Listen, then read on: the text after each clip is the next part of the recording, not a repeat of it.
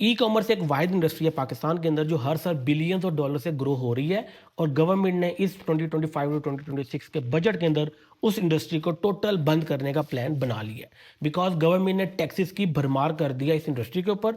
और इन टैक्सेस से सबसे ज़्यादा इफेक्ट उन लोगों का होगा जो छोटे मोटे अपने स्टोर्स चलाते हैं, जैसे कि जिनके 5 से 10 लाख की या 20 लाख की महीने की इनकम होती है और जिसके अंदर प्रॉफिट बचता है 2-3 लाख रुपए।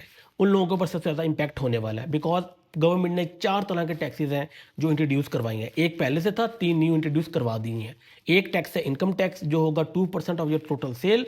एक है सेल्स टैक्स, वो भी 2% होगा टोटल सेल। एक टैक्स पहले से था विद होल्डिंग टैक्स, वो था 5 टू 14 टू 20%, डिपेंडिंग कि आप फाइलर है कि नहीं और आप लोग किस बैंक के थ्रू अपनी पेमेंट करते हो कोई भी इंटरनेशनल ट्रांजैक्शन के ऊपर, तो उसका 5 टू 20% कट होता था।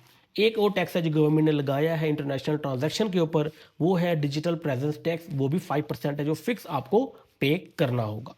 मतलब कि अगर आप लोग सारे टैक्सेस पे करते हो जिस तरह गवर्नमेंट ने बोला है, तो आप लोग 5 लाख की अगर सेल करते हो और लाख रुपए के ऐड चलाते हो, आपके हाथ में 20 से 30 हज़ार रुपए बचेगा, उससे ज़्यादा नहीं प्रॉफिट बचेगा। आप लोगों को पता है ई कॉमर्स के अंदर 15% का नॉर्मली नेट प्रॉफिट होता है सारे खर्चे रिटर्न से निकाल के। तो अगर आप लाख रुपए का ऐड चलाते हो और 5 लाख की सेल करते हो, उसमें जो प्रॉफिट पहले बचता था वो था 75,000 रुपए, मतलब कि 75,000 रुपीज़।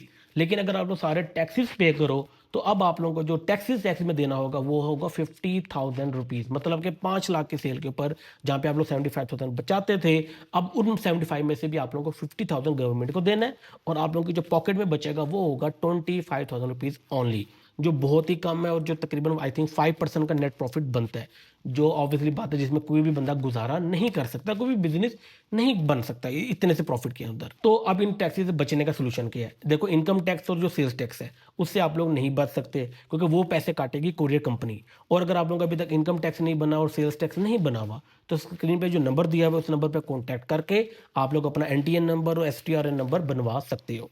अब बात करते हैं कि विदहोल्डिंग टैक्स और इंटरनेशनल ट्रांजैक्शन को कैसे बचाया जाए और डिजिटल प्रेजेंस टैक्स को कैसे बचाया जाए। जो 19% बनता है आपका, 19 to 20% बनता है आपका टोटल इंटरनेशनल ट्रांजैक्शन अमाउंट का।